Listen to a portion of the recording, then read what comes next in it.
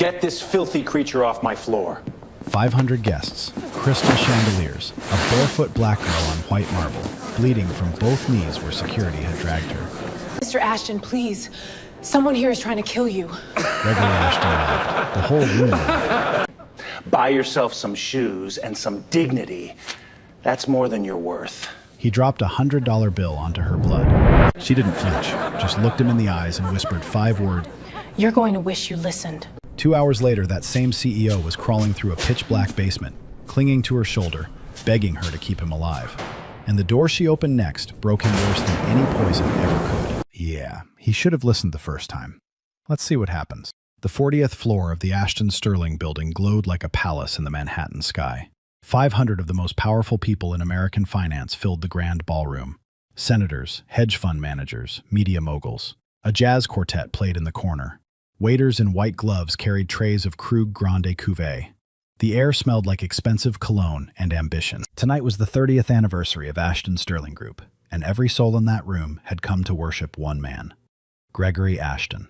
58 years old, self-made, the kind of CEO whose handshake could raise a stock price and whose silence could sink a career. Silver hair, charcoal Brioni suit, a glass of Chateau Margaux 1995 in his right hand, the only bottle he ever drank from at events. Everyone knew it, part of the legend. But legends are built by more than one person. Standing 3 feet behind Gregory, exactly where he had stood for 30 years, was Victor Caldwell, vice president, co-founder, best friends since childhood. South Boston, 1994. 2 broke kids in a 1-bedroom apartment with no heat. Gregory worked the docks. Victor drove a delivery truck. They pooled every dollar, made a pact. Build something together, never look back. They kept half that promise. Gregory became the face. Victor became the shadow. Every magazine cover, every award, every standing ovation. Gregory. Victor stood behind him and clapped. For 30 years he clapped. Tonight, Victor raised his glass. To 30 years of trust. The room erupted. Gregory put his arm around him. This man is the only person I'd trust with my life. Victor smiled. But if anyone had looked closely, they would have noticed the smile never reached his eyes. On his left wrist, a silver cufflink caught the light. Gregory's gift the day they founded the company. Victor touched it the way a man touches a weapon he's already decided to use. 3 years of planning. 12 shell companies across Cayman Islands, Panama, Cyprus. $340 million siphoned from Ashton Sterling into accounts bearing Gregory's forged signature. When the time came, the FBI would find the trail and conclude Gregory had been laundering money through his own empire. But that was only phase 2. Phase 3 was crueler. Sodium fluoroacetate, a colorless poison dissolved into the Chateau Margaux 1995. Victor had done it himself 3 hours before the gala, alone in the wine cellar. Steady hands, no hesitation. Wearing the cufflink his best friend gave him, 30 miles east, in a cramped Brooklyn studio, a woman sat cross-legged on bare wood floor. No shoes, no furniture worth mentioning. Just a cracked laptop covered in stickers and 3 monitors showing data streams that would make most cybersecurity firms weep. Brianna Wallace, 28, black, barefoot. Not from poverty, but from habit, born in rural Alabama, where her mother, a community nurse, taught her to feel the ground before trusting anything above it. Her father, an IT engineer, died at 42. He left her a silver necklace shaped like a lock and one sentence. Every locked door is just a question nobody's answered yet. At 23, she joined the NSA's most classified cyber unit. At 25, she cracked Operation Black Veil, a cyber attack that nearly collapsed the national banking system. They offered a commendation. She turned it down. At 26, she quit. The system wasn't good enough for her. 2 weeks ago, running a routine audit for a small Queens bank, she stumbled onto a river of money. $340 million bleeding out of Ashton Sterling through ghost companies. She pulled the thread, found encrypted messages, found the kill order. She had spent 14 nights sneaking into the Ashton Sterling building through a maintenance entrance, mapping every corridor, every camera blind spot. In sub-basement B2, an abandoned technical room no one had touched in years, she built her war room. 3 salvaged monitors, every piece of evidence is organized and ready. She had sent preliminary findings to FBI Special Agent Howard Sullivan, a former NSA colleague. Sullivan believed her, but belief wasn't a warrant. He needed more. Tonight, she would get him more. Or Gregory Ashton would die. Her screen flickered. A freshly intercepted message. Phase 3 activated. Tonight. Brianna grabbed her backpack, ran 3 blocks to a 24-hour pharmacy, bought 2 vials of calcium gluconate, the antidote, stuffed them next to her father's necklace. She hit the street, Brooklyn to Manhattan. No subway, no shoes, just a cracked laptop and the knowledge that a man who didn't know her name had less than 2 hours to live. She arrived at 9:16 p.m., 40 floors of glass and steel towering above her.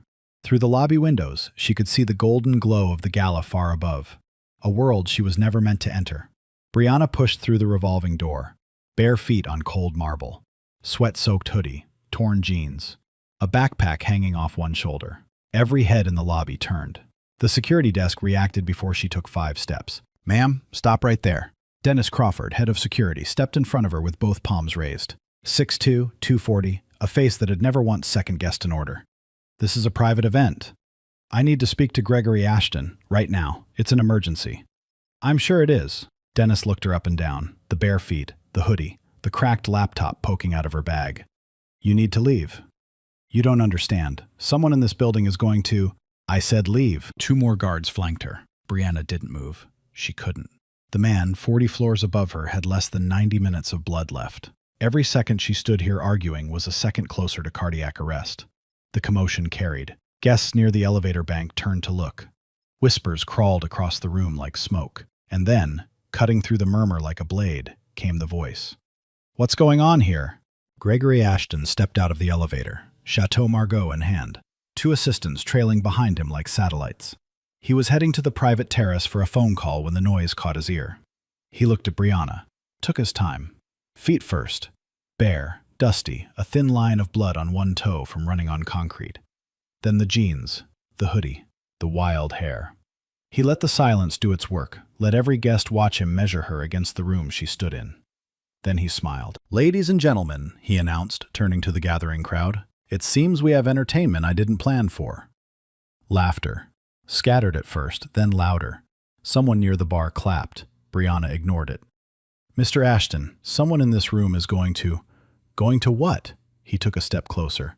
"Save me? Enlighten me?" He tilted his head. "You can barely save yourself.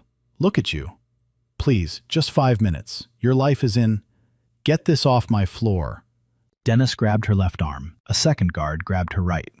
Brianna tried to pull free, not to fight, just to speak, just to finish one sentence. But they were already moving. Her knees hit the marble. The drag was fast, efficient, practiced. They had done this before. The sound was what stayed with people. Not the shouting, not the laughter.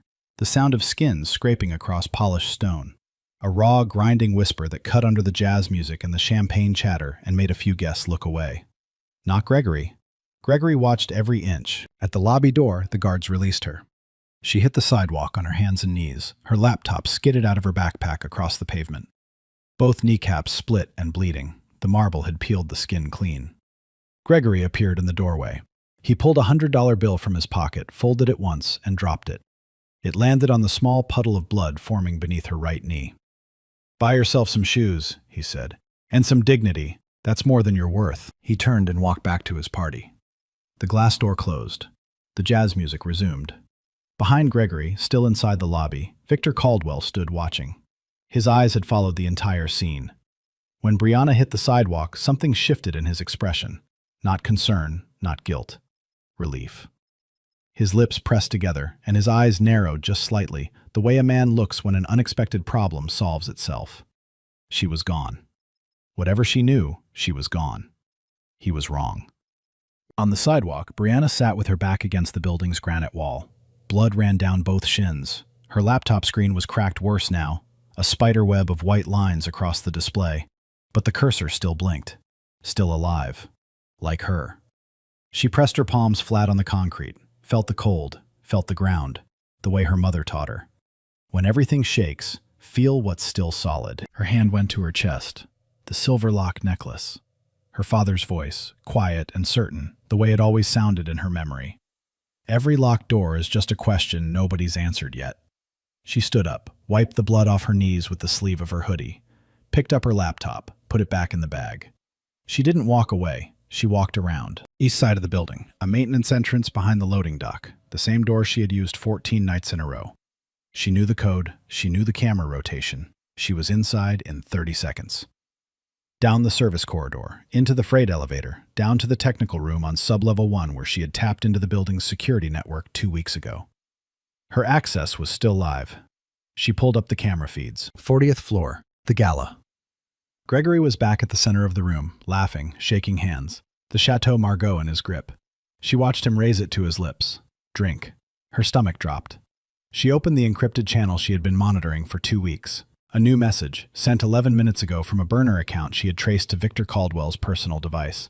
Phase 3 confirmed. Clock is running. Brianna pulled up the toxicology file she had built. Sodium fluoroacetate. Onset, 30 to 120 minutes. Lethal mechanism, metabolic disruption, calcium depletion, cardiac arrest.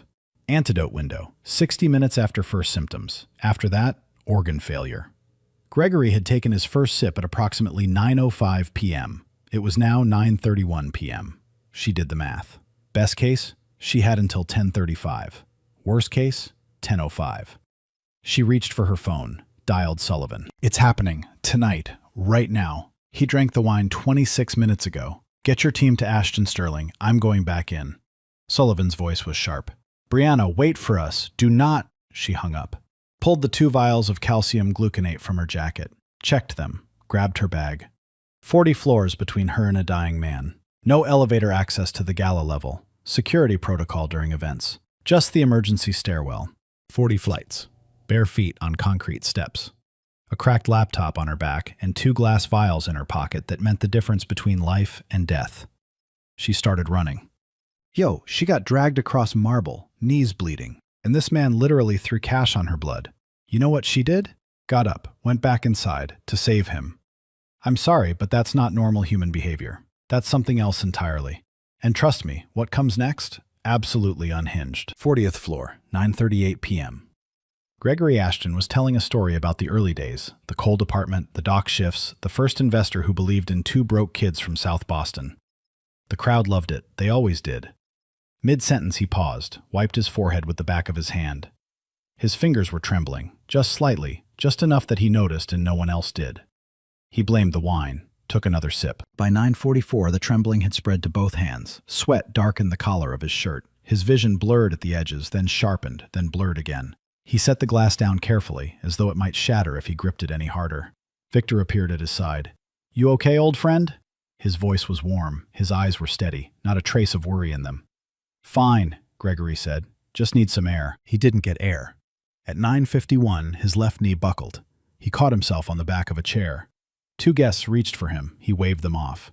I'm fine, just stood up too fast. He wasn't fine. Sodium fluoroacetate was doing exactly what it was designed to do, converting inside his cells into fluorocitrate, blocking the Krebs cycle, draining calcium from his blood 1 molecule at a time.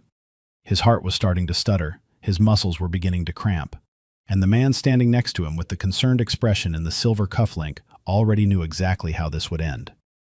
20 floors below, Brianna was climbing. Her lungs burned. Her calves screamed. The concrete steps tore at the skin on the balls of her feet with every stride. Floor 18, 19, 20. The stairwell was narrow, lit by flickering emergency strips that turned her shadow into something jagged and desperate. She could feel the vials in her jacket pocket. 2 small glass tubes bouncing against her ribs with every step. Calcium gluconate. If she got there in time, it would stabilize his heart. Buy him an hour, maybe 2. Enough to get him to a hospital. If she didn't get there in time, it was a glass paperweight. Floor 30, 31. Her legs were failing. She grabbed the railing, pulled herself up 3 steps at a time. Blood from her knees left smears on every landing. Floor 40. She hit the stairwell door with both hands. It banged open into the service hallway behind the ballroom. She could hear the jazz. She could hear the laughter. She ran toward it. Dennis Crawford saw her first. You have got to be... He's been poisoned. Brianna's voice was raw, torn apart by 40 flights of stairs, but every word was exact. Sodium fluoroacetate. It's in his Chateau Margaux. He has maybe 30 minutes before cardiac arrest. You can stop me, or you can watch your boss die on camera. Choose now. Dennis froze. Not because he believed her, because the woman standing in front of him, barefoot, bleeding, panting, spoke with the precision of someone who had never been wrong about anything in her life. Before he could choose, a scream cut through the ballroom. Gregory was down. He had collapsed beside the head table, His body convulsed once, twice. Sweat pooled on the marble beneath him. Guests scattered backward. Someone knocked over a champagne tower. Glass shattered across the floor like ice breaking. Victor rushed to Gregory's side, dropped to his knees, grabbed Gregory's hand. "Greg, somebody call an ambulance." His voice cracked with panic. Perfect panic. Rehearsed panic. Brianna pushed past Dennis, pushed through the crowd, dropped to her knees beside Gregory, the same knees she had bled on this marble an hour ago. She unzipped her backpack, pulled out a vial and a syringe. Her hands were steady, completely steady. The hands of a girl who had learned to find veins by flashlight in a farmhouse kitchen while her mother talked her through it. 12 years old, a neighbor with a diabetic seizure.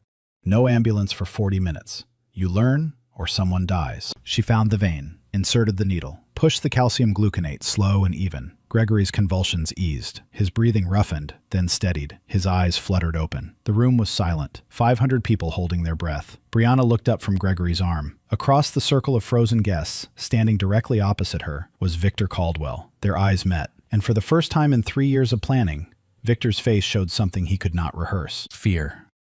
Victor moved fast, faster than grief, faster than concern. Before the echo of Gregory's collapse had faded from the room, Victor already had his phone to his ear. Full lockdown. Now. Nobody in, nobody out. He turned to the crowd, palms raised, voice projecting the calm authority of a man who had spent 30 years being trusted. "Ladies and gentlemen, please remain where you are. There has been an attempt on Mr. Ashton's life. For your safety, we are sealing the building until law enforcement arrives. No one leaves this floor." It sounded reasonable. It sounded responsible. 500 people nodded, grateful that someone was in charge. Within 90 seconds, every elevator in the building went dark. Emergency stairwell doors snapped shut. Magnetic locks engaged by the security command center on the 3rd floor, manned by a team that answered to Victor, not Gregory. Cell signals dropped to nothing. A jammer, installed in the technical room on the 15th floor 3 weeks ago, disguised as a network booster, killed every frequency in the building. 40 stories of glass and steel, sealed, silent. A cage dressed up as a skyscraper. And the man who built the cage was kneeling beside his best friend, holding his hand, whispering, "Stay with me, Greg. Help is coming." Help was not coming. That was the point. Calcium gluconate had stabilized Gregory's heart, temporarily. But sodium fluoroacetate was still circulating. Without hospital-grade treatment within the next 60 minutes, the poison would finish what it started. Victor didn't need to do anything else. He just needed time. Brianna understood all of this in the space of 3 breaths. She saw the elevators go dark. She felt her phone lose signal. She watched Victor's mouth move as he gave orders to Dennis Crawford. And she watched Dennis nod without hesitation. The obedience of a man who had never been paid to think. She did the math. Lockdown meant no ambulance could enter. No signal meant no call to Sullivan. Gregory was alive but deteriorating. And the only person in this building who knew what was really happening was a barefoot black girl that every guard had been told to detain. Victor turned toward her. His voice shifted. No longer the grieving friend. Something colder, something final. "This woman broke into our building tonight. She may be connected to whatever just happened. Security, hold her." 3 guards stepped forward. Brianna had 4 seconds. She used them. She dropped beside Gregory. His eyes were open but glassy, unfocused, swimming in the aftermath of the seizure. His breathing was shallow. His skin was the color of wet paper. She put her lips close to his ear. Close enough that no one else could hear. And she whispered, "The man who poisoned you is standing 10 feet away. He locked this building to make sure you die tonight. The shot I gave you is temporary. You have less than an hour. If you want to live, stay quiet. Follow me." Gregory's eyes focused. For the first time since his collapse, something sharper than pain moved behind them. He looked at her. This girl, this barefoot girl he had dragged across his marble floor and thrown money at like she was nothing. Her knees were still bleeding. Her hoodie was torn, her laptop was cracked, and she had just saved his life. He didn't understand. He didn't need to. He nodded. Brianna helped him to his feet.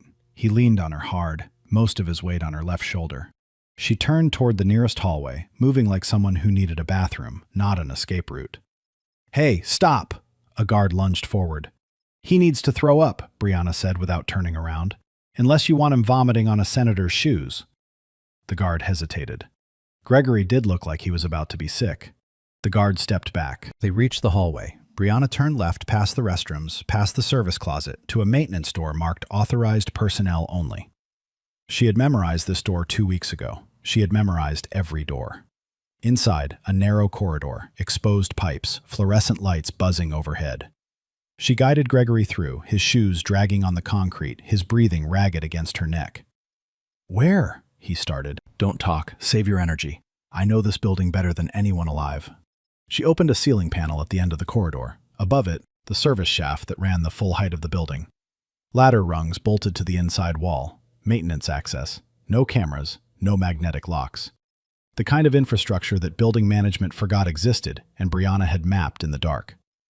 "We're going down," she said. 40 floors. Can you hold on?" Gregory looked at the shaft, looked at her. A CEO in a $5,000 suit staring into a concrete tube that smelled like rust and dust and decades of neglect. "Do I have a choice?" "No." He grabbed the first rung. His arms shook. Brianna climbed below him, guiding his feet to each step, one floor at a time, in the dark, in silence. The only sounds, his labored breathing, the scrape of his shoes on metal, and the soft press of her bare feet finding each rung without hesitation. Above them, on the 40th floor, Victor Caldwell was realizing something was wrong. "Where is he?" Victor's voice sliced through the ballroom murmur. Dennis Crawford checked the restrooms, the hallways, the service closet. Empty. "They're gone, sir." Victor's jaw tightened. The smile, the warmth, the 30 years of performed loyalty, all of it fell away in a single breath. What remained was something raw, something that had been hiding behind the cufflink and the handshake and the toast for a very long time. "Find them. Every floor, every stairwell, every closet. Bring 6 men. Start from the top." Dennis hesitated for the first time that night. "Sir, shouldn't we wait for—" "Now." 6 guards spread through the building, flashlights cutting through dark hallways, boots echoing in stairwells, doors slamming open. A hunt, floor by floor moving downward. In the service shaft, somewhere around the 28th floor, Gregory heard the boots above them. Faint but unmistakable. The rhythm of men searching. He looked down at Brianna. She pressed one finger to her lips. "Stay quiet."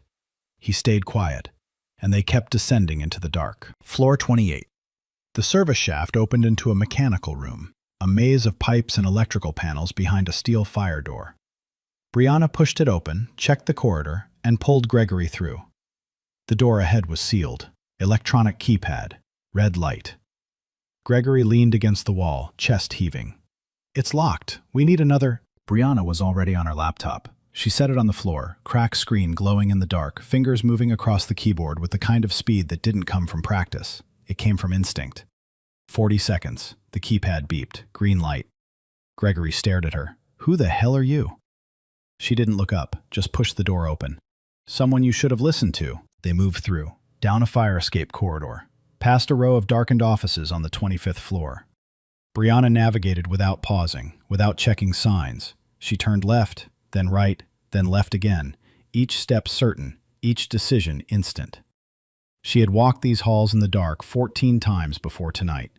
She knew where every camera pointed. She knew the blind spots the way most people know the layout of their own kitchen. Floor 19. Footsteps above them. Close. 2 sets of boots coming down the east stairwell, the same stairwell they were heading toward. Brianna grabbed Gregory's arm and pulled him into a pitch-black electrical room. She eased the door shut without a sound, pressed her back against the wall, put her hand flat on Gregory's chest, partly to steady him, partly to feel his heartbeat. It was irregular, skipping. The calcium gluconate was losing its grip. The boots passed, 1 floor above, then on their floor. Flashlight beams swept under the door, a thin white line that crawled across Brianna's bare toes and disappeared. She counted. 4 seconds between each sweep. The guards were moving fast, checking doors but not opening them. Sloppy. They were looking for a CEO. They expected noise, panic, someone calling for help. They weren't expecting silence. The boots faded down the hall. Brianna waited an extra 30 seconds. Then she moved. Floor 12. Another fire door. Another keypad. Brianna cracked it in under a minute. But when she pushed through, Gregory didn't follow. He was on the ground, back against the wall, both hands pressed to his sternum. His face was gray. Sweat ran down his temples in thin lines. His breath came in shallow, rapid bursts, like a man trying to sip air through a straw. "Can't breathe." Brianna was beside him in a second. She pulled the second vial of calcium gluconate from her jacket, the last one. She uncapped the syringe, found the vein in his forearm, The same steady hands, the same calm focus. The way her mother had taught her. A farmhouse kitchen in Alabama. A neighbor seizing on the floor. No ambulance, no doctor. Just a 12-year-old girl and a woman who said, "Steady now, you find the vein. You push slow. You don't panic. Panicking is for people who don't know what to do." Brianna pushed slow. Gregory's breathing eased. His color shifted from gray to pale. Not good, but alive. He looked at her hands, then at her face. The question came out barely above a whisper. "Where did you learn to do that?" "My mama was a nurse in Alabama. She taught me to save lives before I learned to read code." Something broke open behind Gregory's eyes. Not understanding, not yet, but the beginning of it. The first fracture in the wall he had built between people like him and people like her. He looked down at her knees. The blood had dried into dark crusts. The marble had taken skin that would never grow back the same. "I did that to you." "Yes, you did." Silence. Just their breathing and the hum of electrical panels. "Why are you saving me?" Brianna looked at him, not with anger, not with pity, with something worse. Clarity. "Because I wasn't raised to let people die just because they hurt me." She stood, offered her hand. He took it. The first time in his life that Gregory Ashton had reached up to someone instead of down. "We're halfway there," she said, "and I still have something to show you." Somewhere above them, boots were getting closer. Floor 8, service stairwell. Brianna eased the door open and froze. 2 guards stood in the hallway, 15 feet away, flashlights in hand. One was mid-sentence on his earpiece. "Floors 10 through 15 clear, moving to—" He saw her. 1 full second of nothing. The flashlight beam drifted from Brianna's face to her bare feet to the man slumped against her shoulder in a sweat-soaked suit. Brianna slammed the door, grabbed Gregory, pulled him back up half a flight, and threw a fire exit into the 8th floor mechanical corridor. Behind them, the stairwell door banged open. "Contact! Floor 8, east stairwell!" Victor's voice came through the radio like a whip. "Block every exit below floor 5. Drive them back up." Brianna heard it. She had hacked the security frequency 2 weeks ago and tuned her phone scanner to it before the jammer killed cell signals. Short range still worked. Victor wanted them to go up. That told her everything. She went down. Through the mechanical corridor, past rows of humming air handlers the size of small cars. A deep industrial roar that swallowed their footsteps and breathing and every sound that might give them away. At the end of the corridor, a steel hatch in the floor. Industrial waste chute. A vertical shaft from the 8th floor to subbasement B2. Maintenance ladder inside. No cameras, no locks. It existed in the building's original 1971 blueprints and had been forgotten by every renovation since. Brianna had found it on night 4. She pulled the hatch open. Stale air rose from below. Cold, metallic, smelling of concrete dust and rust. Gregory looked down, then at Brianna. "You can't be serious." "You can take the elevator if you'd prefer." "Oh wait, your best friend locked it." Gregory grabbed the first rung. 8 floors of vertical darkness. His arms trembled with every step. His leather shoes slipped on the metal. Twice, Brianna braced his foot with her shoulder from below. Her bare feet gripped the rungs better than his $1,000 Oxfords. Calluses built on Alabama dirt held firm where Italian leather failed. Above them, boots on the 8th floor. Flashlight beams swept the HVAC room. But the roar of the air handlers ate the sound, and no one thought to check the hatch. No one checks the thing they've forgotten exists. Subbasement B2. Brianna dropped onto cold concrete, caught Gregory as he stumbled off behind her.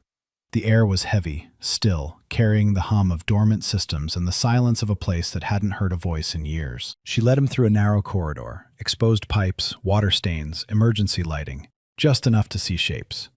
Gregory walked with one hand on the wall, the other on his chest. The second dose was holding, but the gaps between his inhales were getting longer.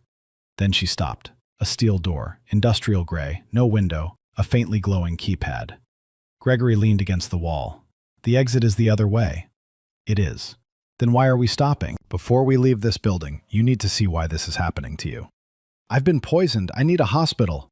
"You need the truth more, because if you walk out without it, the man who did this walks free. And next time, I won't be there." Silence, just water dripping somewhere behind the walls. "The person who poisoned you tonight wasn't a stranger, wasn't a rival. It was the person you trust most in this world, and everything is behind this door." She typed the code. The lock disengaged with a heavy mechanical thunk. She pushed the door open. Blue light spilled into the hallway like something alive. 12 by 15 feet. Concrete walls. 3 salvaged monitors on stacked server racks. Brianna's laptop at the center, connected by a tangle of cables. 14 nights of work. Monitors carried down one at a time. Power tapped from an adjacent junction box. Not pretty, but complete. She tapped the laptop. The screens woke. Monitor 1. 12 shell companies mapped in green lines on black. Cayman Islands, Panama, Cyprus. $340 million splitting and merging through each entity, and at the end of every branch, one name. Victor Caldwell. Not Gregory Ashton. Victor Caldwell. Gregory stepped closer. His reflection floated on the screen like a ghost over the evidence of his own destruction. Monitor 2. Decrypted emails between Victor and a fixer in Zurich. Wire instructions, forged signatures, and one message sent 3 weeks ago. He still wears my cufflink, sentimental fool. After tonight, everything he built becomes mine. Gregory's hand moved to his left wrist, the silver cufflink, cool against his skin. 30 years, every single day. He touched it now the way a man touches a wound he didn't know he had. Monitor 3. Video. Surveillance footage from the building's insurance cloud backup, a system Victor didn't know existed. Timestamp, 6:02 p.m. The wine cellar. Victor Caldwell, alone, holding a small vial over the Chateau Margaux 1995. Steady hands, calm face. The silver cufflink catching the light. He tilted the vial. The liquid disappeared into the wine. He corked the bottle, straightened his tie, walked out. Gregory's legs gave. Not a stumble, a collapse. Slow, total, as if every tendon had been cut at once. His knees hit concrete with a sound Brianna would remember forever. The same dull crack her own knees had made on the marble 40 floors above. His hands hung at his sides. His mouth moved twice without sound. The third attempt found a word. Vic. Then another. We were brothers. The monitors kept glowing. The evidence didn't care about brotherhood or cufflinks or packs or cold apartments in South Boston. It sat there, blue and patient, waiting for the world to catch up with what it already knew. Brianna stood behind him. She didn't touch him, didn't comfort him. She let the screens do what screens do, show what happened, without mercy, without editorials, without the kind lies friends tell for 30 years. 2 minutes passed. Then Brianna put her hand on his shoulder. Gently, the way her mother touched patients who had just received the worst news of their lives. We need to go. The poison is still in your blood. Gregory looked up. His face was wet. He looked like a man who had aged 10 years in 3 minutes. I threw you out. I threw you out and you came back and saved. I know what I did. Can you stand? He could. Barely. She pulled him up, led him down the corridor to the far end of B2, a fire exit with a mechanical push-bar door. It predated the electronic system by 3 decades. Victor couldn't lock it because it wasn't connected to anything he controlled. Brianna had confirmed this on night 1. She hit the bar. Cold night air poured in. The alley behind the building, dumpsters, steam rising from a grate, distant traffic. And standing in the alley, lit by the blue and red pulse of 3 FBI vehicles, Howard Sullivan. He looked at her bare feet, her bleeding knees, the cracked laptop.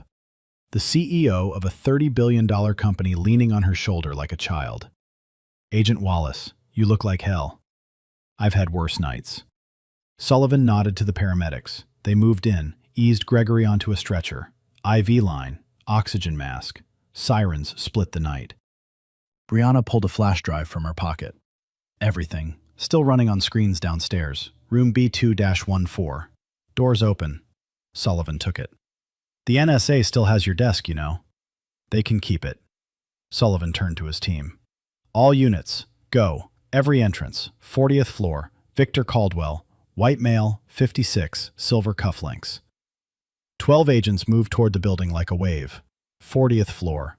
11:14 p.m. Victor Caldwell sat in Gregory's chair, behind Gregory's desk, in the private office overlooking Manhattan that he had stared at for 30 years from the other side of the glass. He had poured himself a glass of champagne. The gala guests had been moved to the conference hall, confused, whispering, waiting. Victor had told them Gregory was being treated, that everything was under control, that he was handling it. He believed it. The lockdown was holding, no signals in or out. Gregory was somewhere in the building, getting weaker by the minute. By morning, the poison would finish its work, the forged evidence would surface, and the world would mourn a CEO who killed himself rather than face a money laundering indictment. Victor took a sip, leaned back in the chair, tested how it felt. It felt like 30 years of waiting. The elevator chimed. Victor looked up.